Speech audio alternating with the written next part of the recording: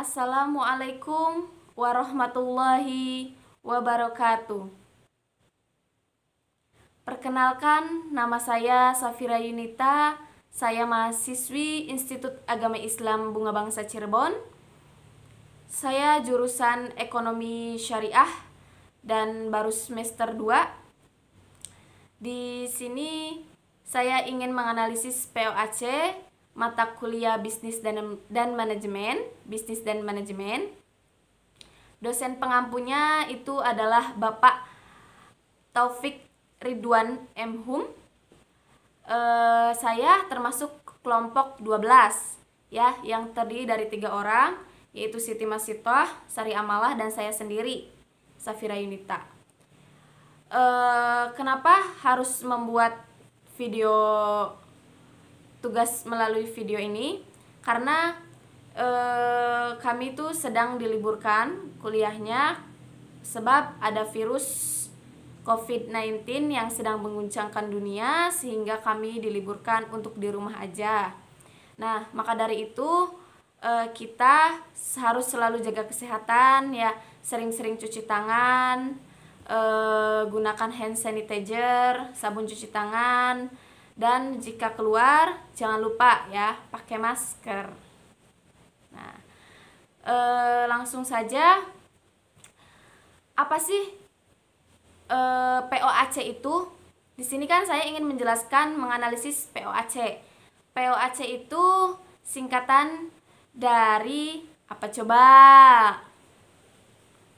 POAC itu singkatan dari Planning, Organizing, Actuating, and Controlling.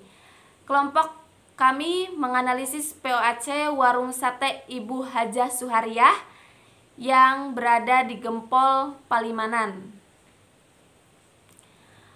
Kelompok kami wawancara ke tempat tersebut itu pada tanggal 19 November 2019 ya, tepatnya pada pukul 18.45, jam 7 kurang 15 menitan.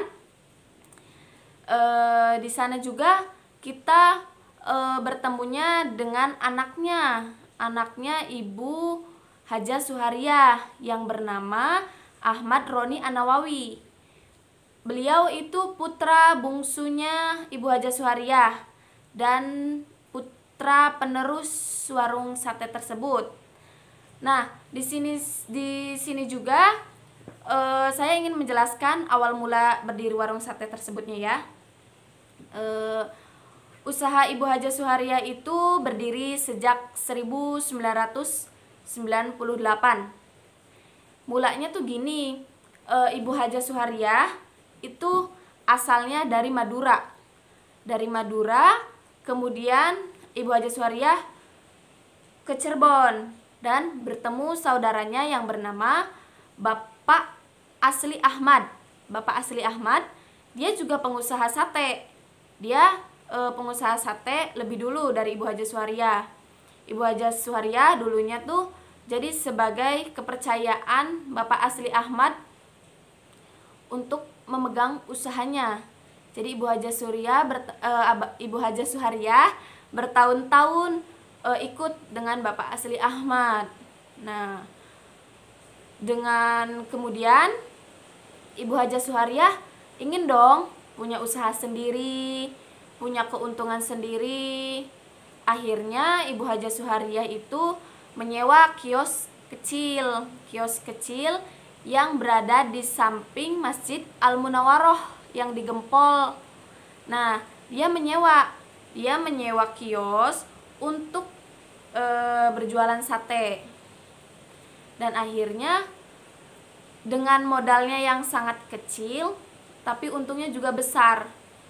Ya, jadi pas waktu itu modalnya itu sekitar 200-300an lah untuk modal sate beserta tempatnya, barang-barangnya, bahan bakunya. Kemudian Ibu Hajah Suhariah berjualan, beliau itu suaminya sudah meninggal, Jadi beliau sendiri dengan anak-anaknya. Lalu dengan pahit getirnya kehidupan, Ibu Haja Suhariah bisa sukses dong. Banyak masyarakat yang menggemari sate Ibu Haja Suhariah, baik di Gempolnya maupun di luar kota Gempolnya, di luar Gempol, di daerah Majalengka, Ciwaringin pada ke situ. Dan banyak yang bilang, Bu, ayo Bu, buka cabang. Nah, kemudian Ibu Haja Suhariah punya modal nih untuk buka cabang. Nah, cabangnya itu buka dulu di Ciwaringin. Ciwaringinnya udah rada maju, kemudian di Leuwi Munding. Dan yang ketiganya itu di Majalengka.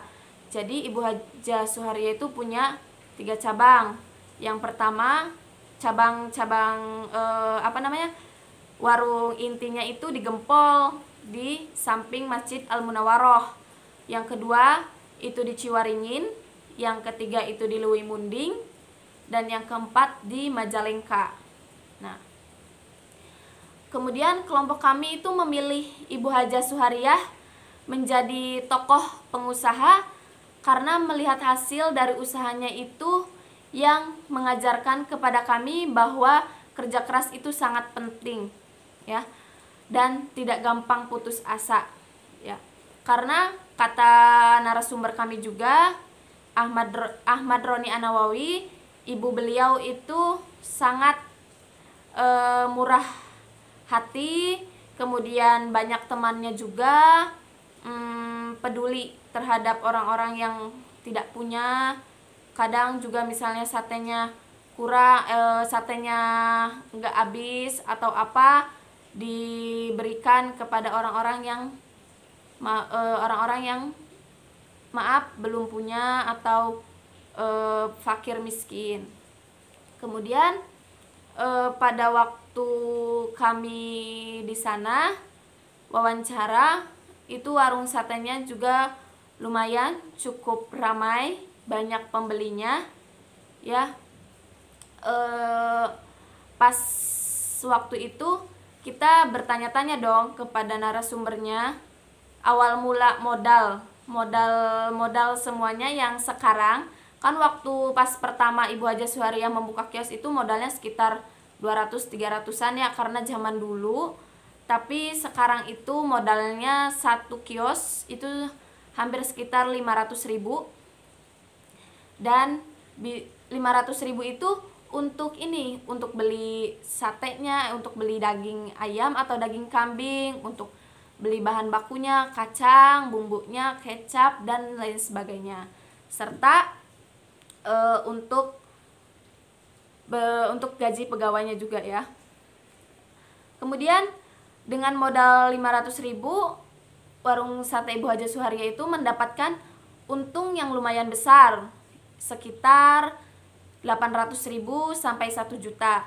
Jika warungnya ramai, itu bisa mencapai 1 juta. Tapi jika sepi atau sepi dari pelanggan, itu bisa sampai 800 ke bawahan. Nah, bisa dibayangkan dong teman-teman, untungnya 1 juta dikali 1 bulan. Nah, wow. Ya, perharinya ya. Per hari itu untungnya 800 sampai 1 juta. Oke. Nah, kemudian Ibu Haja Suhariah itu mendidik anaknya untuk berusaha, punya usaha, agar kita tuh tidak bergantung pada orang lain, ya. Anaknya ini yang sebagai narasumber kita pada waktu tanggal 19 November 2019 itu Ahmad Roni An-Nawawi. Ahmad Roni An-Nawawi itu dia juga sama, mahasiswa juga. Dia mahasiswa, jadi dia juga kuliah juga, dan dia juga meneruskan usaha orang tuanya. Nah, jadi kuliah sambil kerja juga. Nah, bisa patut dicontoh, ya. Nah, kemudian kata Ibu Haja Suhariah, dia mendidik anaknya untuk menjadi seorang pengusaha karena boleh bekerja, tapi jangan terlalu bergantung dengan pekerjaannya. Jadi kita tuh harus punya usaha sendiri agar masa depan kita itu tidak bergantung pada orang lain. Nah, ya. Kemudian warung sate itu bukanya jam berapa? Nah, warung sate yang ada di 4 cabang itu, yang pas kami wawancara itu adanya di depan Masjid Al Munawaroh Gempol. Itu bukanya jam 16.30, tepatnya itu 16.30 setengah 5-an, setengah 5, dan tutupnya itu setengah 12 malam, jam 23.30. Nah, jadi sampai malam ya, sampai malam. Tapi tergantung sih, kadang misalnya habisnya cepet, pulangnya juga lebih cepet gitu. Dan kebanyakan hampir ya tiap hari itu yang di cabang inti ini banyak menerima pesanan gitu. Jadi lumayan banyak omsetnya ya. Lalu di sini juga Ibu Haja Suharia kan punya anak 4 ya. Yang 3-nya itu dulunya pengusaha juga, pengusahanya ya pengusaha sate gitu, meneruskan usaha ibunya. Tapi waktu pas belum menikah, anak-anak Ibu Haja Suharia ikut ke Ibu Haja Suharia untuk membantu usahanya agar lebih maju.